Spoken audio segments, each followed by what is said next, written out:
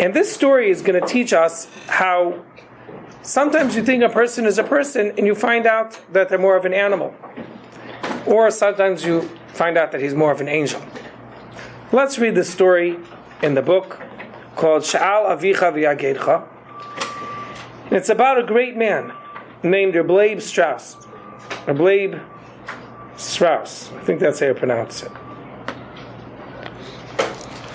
He was a tzaddik who lived in Eretz Yisrael. He was a real Hasidic person, but he didn't have a bunch of Hasidim. He didn't have any, a lot of followers. But he himself was a very, very great person. And he used to go around from city to city, place to place, and he would look for people who needed direction, encouragement.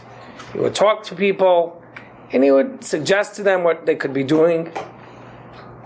And in a sense, he was like a one-man chizik machine. He would go around giving people encouragement, and sometimes he would give some musar, tell people that maybe they should do things better. He saved many people from going off the derech. If he would see a boy not in yeshiva, he would try to find him a yeshiva. If he saw somebody who maybe had a store that didn't have good hechsherim, he would make sure they would fix the situation. And he would travel around, making sure that kehilais were being as good as they should.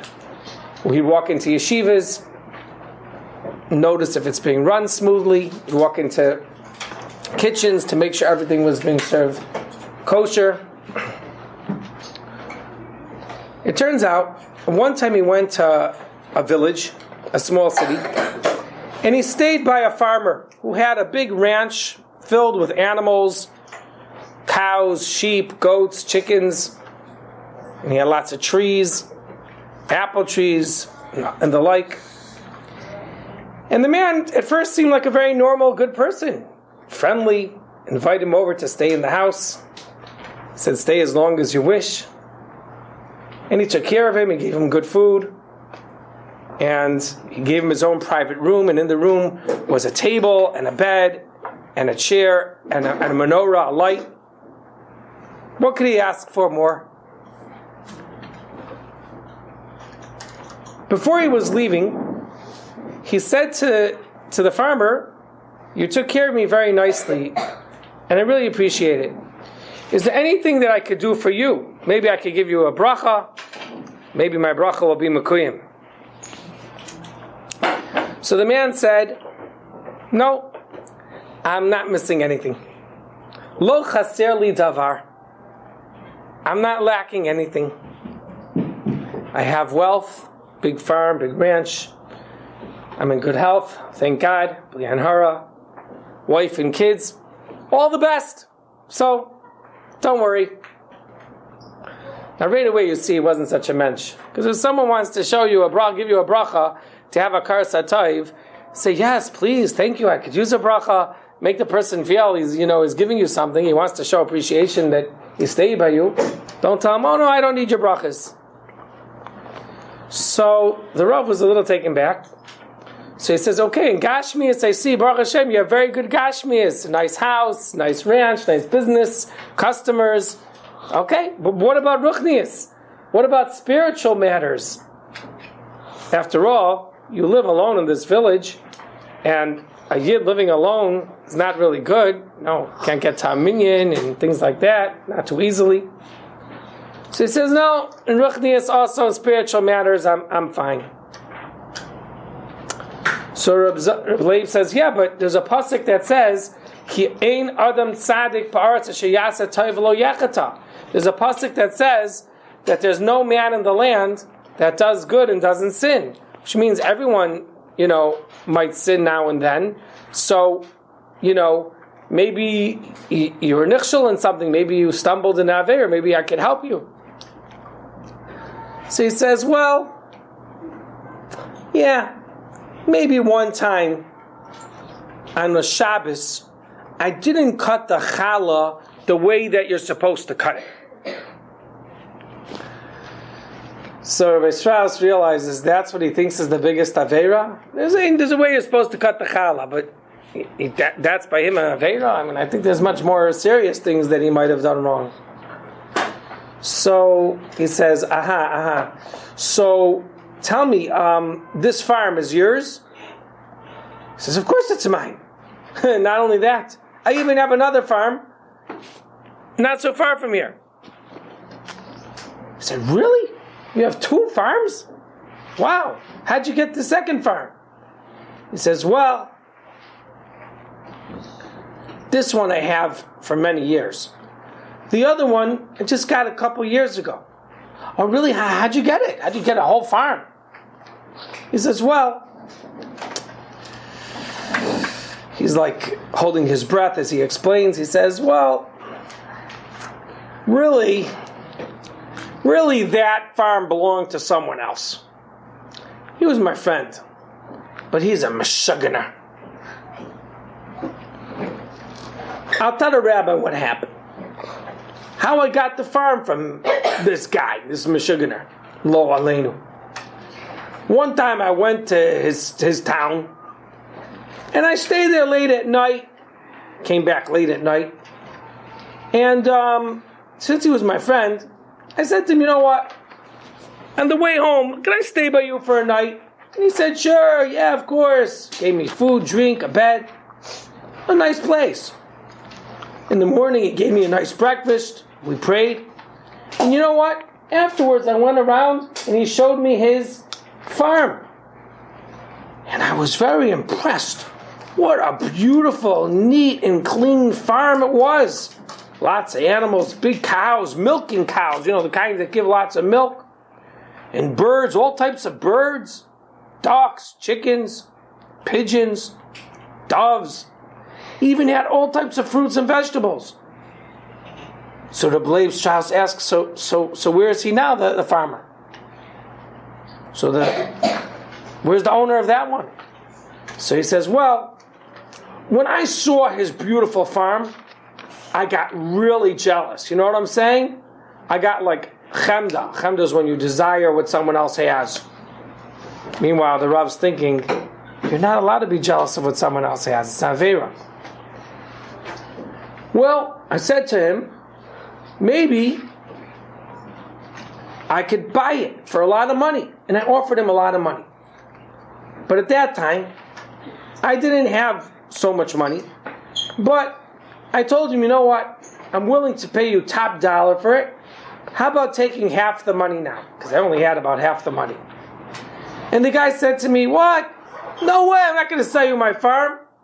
I got it from my father as an inheritance, and he got it from his father. This farm has been in our family for 100 years. I'll never sell it.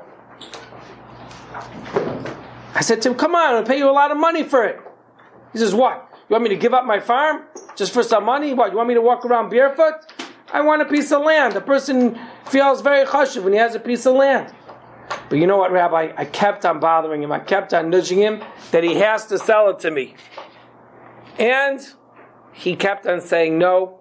And I left. When I came to my house, I was talking to my Geisha workers. I have a bunch of Geisha workers.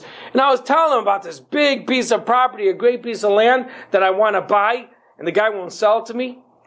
And you know what? One of my workers, one of my Geisha workers is very loyal to me. When he heard that the guy didn't want to sell it to me, you know what he did?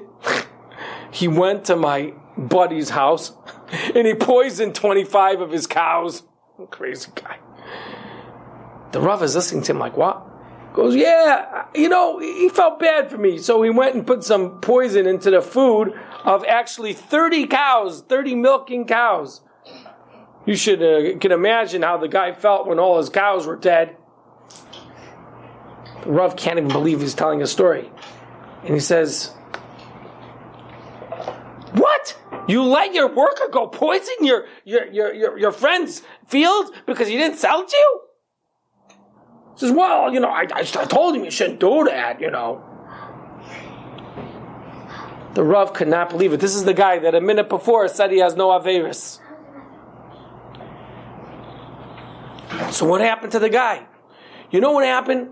after he lost all of his milking cows, a lot of his money went down because he used to sell the milk. He had a dairy farm and he used to sell the milk. That's how he made money. Could make a lot of money off milking your cows. But now his business started collapsing. And one time I went back to him and I saw that he was really, suffering financially. And I said to him, come on, don't you want to sell it to me? And you know what the Meshuggah said? He said, go away from here. I couldn't believe it. I was offering to give him money. He got all angry at me. He said, go away. I said, yeah, but you want to stay a poor man? I'll give you a lot of money. And again, he said to me, I'm never going to sell it. Well, he started cursing me. Well, now, he's my biggest enemy. So the Rav can't even believe it. He's telling me that he has nothing that he needs a bracha for. Meanwhile, he's just killed someone's whole parnasa. So the Rav says, so what happened to the guy? He says, well, he came poorer and poorer until he was so poor he didn't even have bread. He had to sell. He had to go borrow money from people, and he put his whole entire farm up for a mashkon. If he doesn't pay, they could take it. Well, guess what I did? I went and I paid up all his debts to the people. So they came to him and he didn't have any money. So they took away his farm and they gave it to me. So now I have two farms. The Rav is like, but what about the guy? What happened to him? He says, I'll tell you the truth. He disappeared. I don't even know where he is anymore. It could be he's not even alive anymore. Maybe he checked out. Maybe he's dead from grief. I instructed the young men that unless I hear from you, they do not get it back. When the guy heard the story, when the Rav heard the story, Reb Leib, he started to scream at him. And he said, Rasha Merusha! Wicked, wicked! Murderer! He called that Yid. He says, after the guy, your Geisha worker, did such a nasty thing that he poisoned your friend's animals, you should have went there and done something to pay him back or something. You caused such a damage to him. And now you even went and you put salt on his wounds. You went and you bought the land away from him when he told you so many times he doesn't want to sell it. And now you tell me he's your enemy? And you think you have no Aveira. You're worried about how you cut the bread on challah. You didn't realize that you cut the person, you cut the human being into pieces. That's what you did. You stole from him his whole wealth, his land. Maybe he did die from grief, from misery. Oy vavoy to you, mister. And the tzaddik Rebbe started speaking to the man. And he told him, you better do teshuvah. You have to start caring about other people more, not just care about yourself. You're so selfish, all you care is about yourself. You didn't care about the other guy. And Rebbe Leib's Shas would go around from city to city, talking to people and helping them correct their ways. But we could see from here a big Musar Haskel, Rav Shalom Schwadron says. He says there's a Mishnah in Avis that says, Kina taiva and kavid kill a person.